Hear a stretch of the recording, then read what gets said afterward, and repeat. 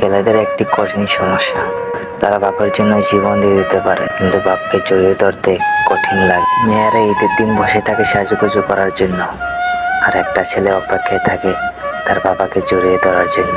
ছেলেরা এই সুযোগটা কখনো হাতছাড়া করে না। একটা ছেলের সবচেয়ে ইমোশনাল জায়গা হলো তার বাবা। ছেলেরা কখনো বাবার সামনে দাঁড়িয়ে বলতে পারে না, বাবা আমি তোমাকে ভালোবাসি।